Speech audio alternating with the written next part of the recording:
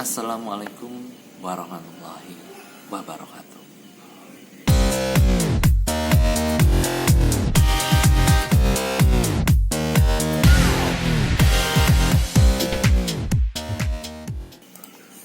Pada kesempatan kali ini saya akan mempresentasikan tentang konsep berubah. Konsep berubah.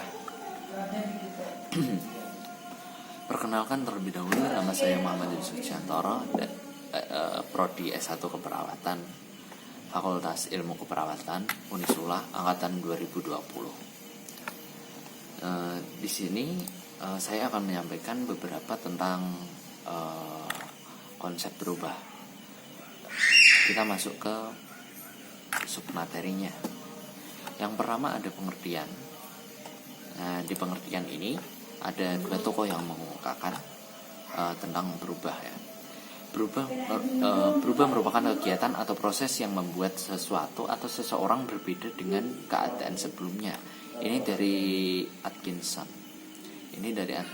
Selanjutnya ada berubah. Berubah merupakan proses yang menyebabkan perubahan pola perilaku individu atau institusi. Itu pengertian yang dari Broughton. Jadi dapat disimpulkan di sini berubah merupakan keadaan di mana seseorang itu berganti menjadi sesuatu yang baru, sesuatu yang berbeda dari sebelumnya. Itu berubah. Selanjutnya kita masuk ke teori-teori tentang berubah sendiri. Di teori berubah sebenarnya ada 6 teori, yaitu dari teori Lewin, lalu ada teori Roger, ada teori lipid, ada Redin, ada Spartley, ada teori dari teori Havelock. Oke. Kita ambil salah satu aja, yaitu pada kesempatan kali ini kita akan bahas teori dari Roger.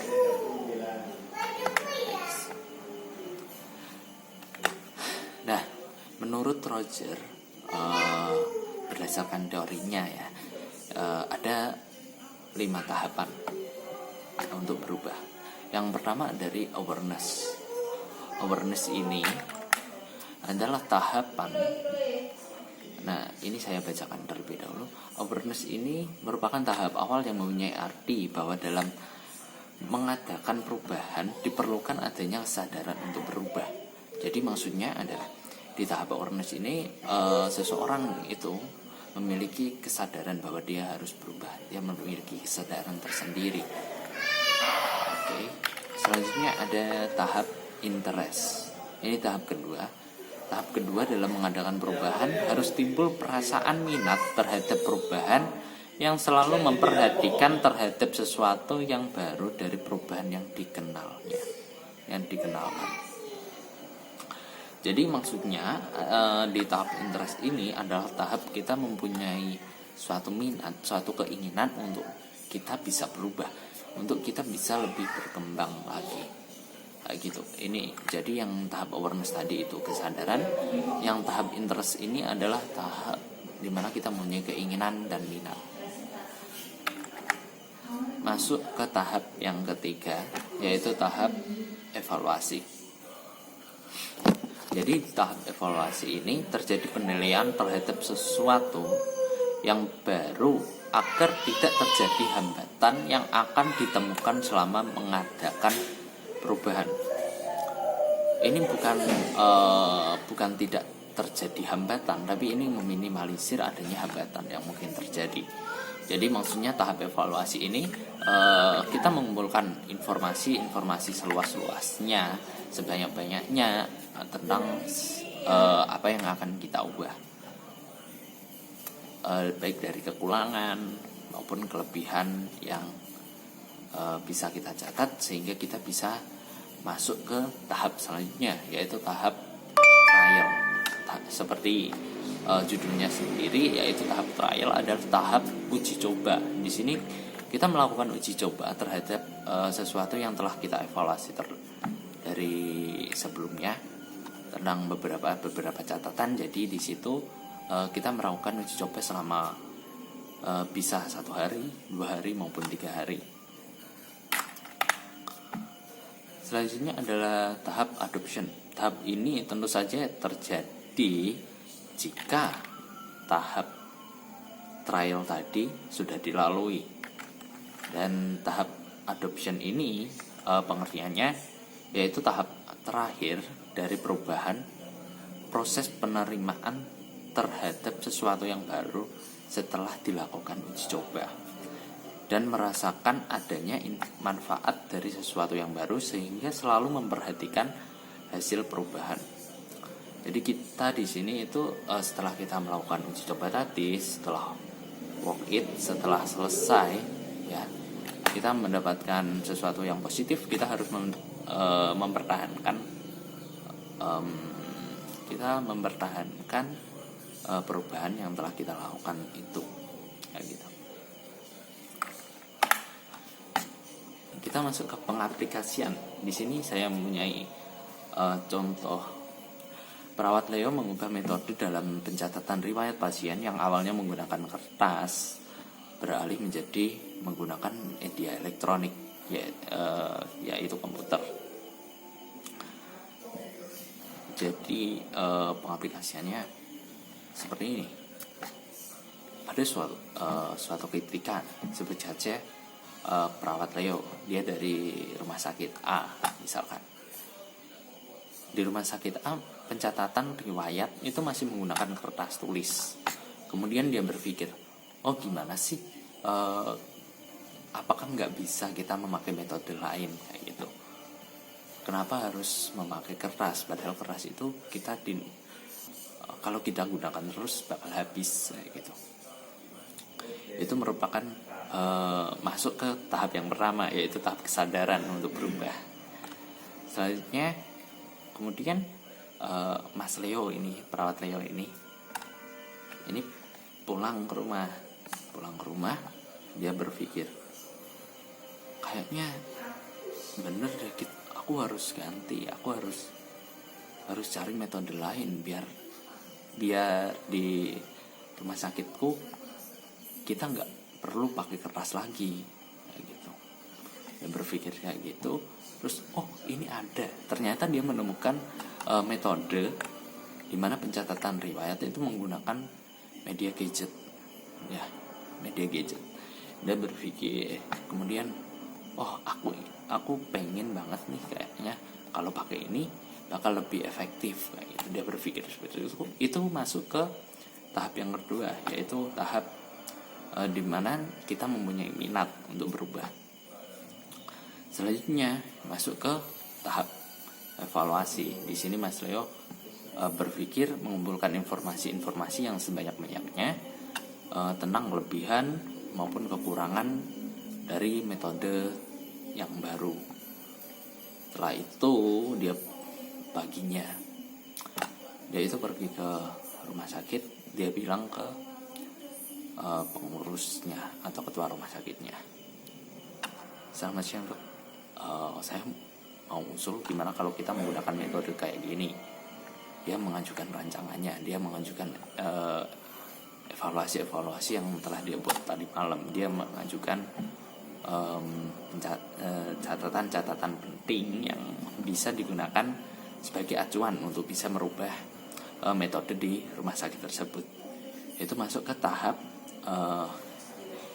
evaluasi tadi. Habis itu selama 1 sampai 3 atau 2 hari di rumah sakit itu menggunakan metode yang diajukan sama Mas Leo.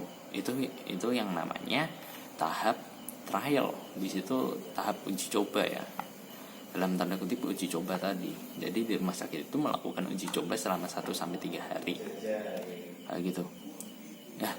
Setelah uji coba ternyata metode itu cukup efektif, mana metode itu diterima sama teman-temannya, sama perawat lain, sama dokter lain di rumah sakit tersebut ya. Jadi itu tahap trialnya berhasil dong. Nah, habis itu terus saja kita masuk ke tahap adoption.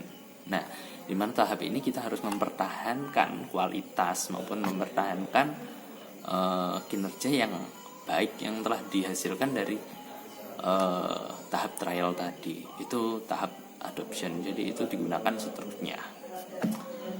Nah, itu tadi pengaplikasian serta teori dari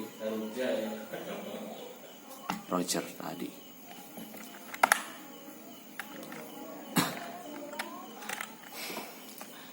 Selanjutnya kita masuk ke hambatan-hambatan dalam perubahan. Hambatan yang mungkin terjadi jika kita melakukan suatu perubahan. Yang pertama tentu saja ancaman dari kepentingan pribadi. Ini pribadi sendiri, jadi kita di situ kekhawatiran. Jadi adanya kekhawatiran terhadap perubahan segala kepentingan dan tujuan diri. Oke, hambatan yang kedua ini adalah persepsi yang kurang tepat. Jadi hambatan persepsi yang kurang tepat ini bisa saja timbul karena kita kurang mencari informasi, kita kurang mendapatkan kejelasan tentang suatu informasi, tentang metode yang akan kita gunakan. Ini sangat riskan karena untuk melakukan perubahan kita harus melalui tahap evaluasi tadi. Kita harus lebih fix dalam memilih tindakan. Selanjutnya ada reaksi psikologis. Ini tergantung pada diri sendiri, tentang kesiapan diri sendiri dalam menerima perubahan. Ya, oke. Selanjutnya ini yang keempat, yaitu toleransi terhadap perubahan yang rendah. Ini berhubungan dengan kebiasaan, berhubungan juga dengan perasaan tidak aman. Nanti yang ada di poin 5 dan poin 7. Ini toleransi tentang perubahan yang sangat rendah ini terjadi karena kesadaran kita ya, terutama kesadaran kita, baik kita maupun orang lain dalam menerima suatu perubahan. Karena tidak semua orang itu bisa menerima suatu perubahan.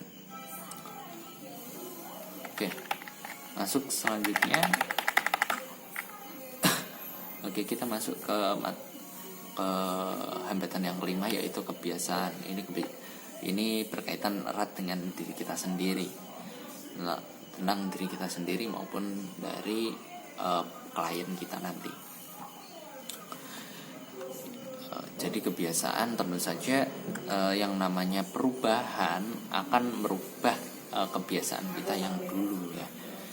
Kita akan berpindah dari kebiasaan dulu kita ke kebiasaan yang baru, yang kita ubah gitu. Selanjutnya masuk ke yang keenam. Yang keenam ini adalah ketergantungan. Ketergantungan ini adalah di mana manusia tidak bisa hidup mandiri. Maka ini akan menjadi penghambat untuk melakukan perubahan. Oke, jadi dalam perubahan kita dituntut untuk bisa hidup mandiri. Kita dituntut untuk bisa menciptakan diri kita mengikuti tren atau mengikuti metode yang baru. Kita dituntut untuk seperti itu. Jika memang kita tidak bisa atau kita hanya mengandalkan orang lain, maka itu tidak bakal bisa terjadi yang namanya perubahan. Oke, selanjutnya ini yang poin 7 yang saya sebutkan tadi. Perasaan tidak aman. Nah, perasaan tidak aman ini juga merupakan faktor penghambat dalam perubahan karena adanya ketakutan terhadap dampak dari perubahan yang juga akan menimbulkan ketidakamanan pada diri, kelompok, ataupun masyarakat. Jadi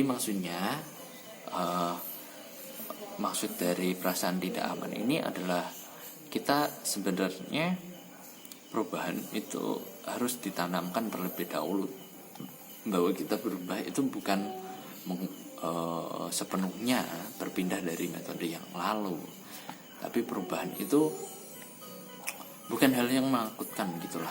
Jadi perubahan itu harus diimbangi dengan penyuluhan atau mungkin dengan sosialisasi, sehingga masyarakat itu lebih paham, atau mungkin diri kita sendiri itu lebih paham akan perubahan yang akan terjadi, sehingga hal ini tidak mungkin akan terjadi jika kita telah melakukan kita percaya bahwa diri kita bisa melakukan perubahan.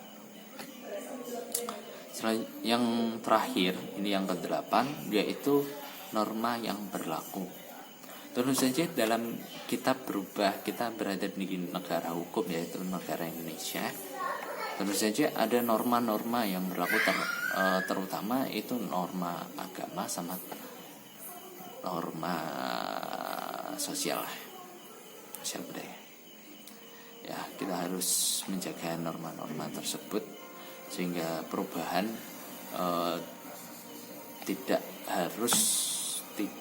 jangan sampai menyimpang dari norma yang berlaku di negara kita.